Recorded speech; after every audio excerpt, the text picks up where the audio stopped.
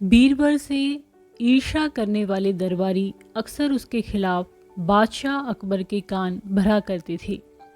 एक बार एक दरबारी ने अकबर के कान भरते हुए कहा, जहां पना आजकल बीरबल का ध्यान दरबार के कामकाज की तरफ न होकर तंत्र विद्या की तरफ रहता है। वह कहता है कि तंत्र मंत्र से वे कुछ भी कर सकता है। अकबर के दिमाग में यह बात बैठ गई। उसने दरबारी को अपनी अंगूठी छुपाकर रखने के लिए दी और कहा, आज बीरबल के तंत्र मंत्र की परीक्षा लेते हैं। जब बीरबल दरबार में आया तो अकबर ने कहा, क्यों बीरबल, सुना है आजकल तुम तंत्र मंत्र में पारंगत हो गए हो और तंत्रों द्वारा कुछ भी कर सकते हो। बीरबल चौंक पड़ा, फिर समझ गया कि किसी दरबारी ने अकबर के कान भरे हैं। अकबर आगे बोले, हमारी अंगूठी कहीं खो गई है, जरा अपने तंत्र मंत्र का कमाल दिखाओ और पता लगाओ कि अंगूठी कहाँ है।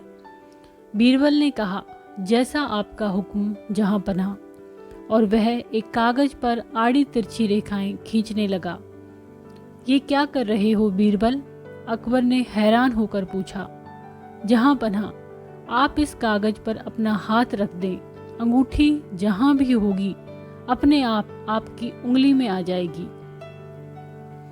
अकबर ने कागज पर अपना हाथ रख दिया। बीरबल ने कुछ चावल मंगवाया और मंत्र बुदबुदाते हुए चावल दरबारियों पर फेंकने लगा। जिस दरबारी को अकबर ने अंगूठी दी थी, जब चावल के दाने उस पर गिरे तो वह डर गया और जेब के अंदर रखी अंगूठी हाथ से कसकर दबा ली, ताकि वह उसकी जेब से निकलकर बादशाह अकबर की उंगली में न चली जाए। बीरबल सारे दरबारियों की गतिविधियों को ध्यान से देख रहा था। उसकी नज़र उस दरबारी पर भी पड़ गई और वह समझ गया कि उसके पास ही बादशाह अकबर की अंगूठी है। उसने अकबर से कहा, जहाँ पनाह, आपकी अंगूठी तो मिल गई है, बस किसी ने उसे कसकर जकड़ रखा है, इसलिए आपकी उंगली में नहीं आ पा रही है।